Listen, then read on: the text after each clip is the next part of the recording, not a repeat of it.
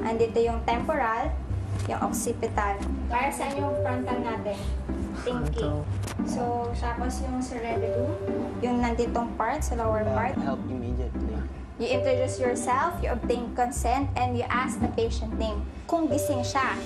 Si Maymay po. Minsan po kasi wala po siya sa focus. Nauuna pa yung laro, yung kwela. At ano ang disadvantage nun kung sakasakali? Pag hindi ka po kasi nakikinig, hindi mo alam yung gagawin mo. Nakarating ka, pero anong gagawin mo? Tatayo ka na lang ba? At dahil nasa ilalim ng military training, apektado ang lahat sa mga ginagawa ni Maymay. Di circulation. So, balik muna kayo doon. Mukhang may problema Okay. tayo sa inyong dalawa.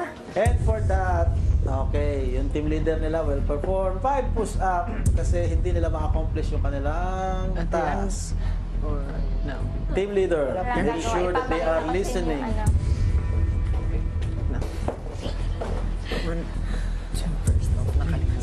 Maya-maya pa, Inaantok ka na ba, Maymay? Maymay? No, Sergeant! No! Bakit ka naghihikap? Naiinip ka na ba? No, Sergeant! No! Nakita ko eh. Joke lang yun, sir. So, ibig sabihin, joke mo lang ako? Hindi, sir. Ang pag-ikap. Hindi ko alam, sir. Carbon dioxide. Tumawa ka. Yung dalawang Sige. tumawa. All of you, since tumatawa kayo, push up position. Move. Push up position lang, wala gagalaw. Taas tuhod. Nagkamali ako sila. Nag-push up. Nakakakonsensya kaya yun, kuya. Siyempre, kapag ikay nagkamali, tapos yung body ang mapuparusahan, dapat matutunan mo talaga yung weakness mo, yung hindi mo natutunan, yung mga pagkakamali mo para hindi na siya magpo-push up. Yung attention, kung minsan is hindi niya mapigilan na gumalaw or kumilos kahit na may instruction na ganon. Kung minsan nga gumagawa pa siya ng mga bagay na nakaka-distract dito sa mga kasama niyang housemates, kuya. Kaya pati sila kung minsan nadadamay doon sa mga pinaggagawa niya. All of you, up!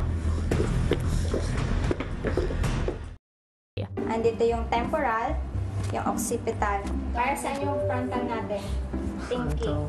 So, tapos yung cerebellum, yung nanditong part, sa lower part. Help immediately. You introduce yourself, you obtain consent, and you ask the patient name. Kung gising siya. Si Maymay po. Minsan po kasi wala po siya sa focus. Nauuna pa yung laro, yung kwela.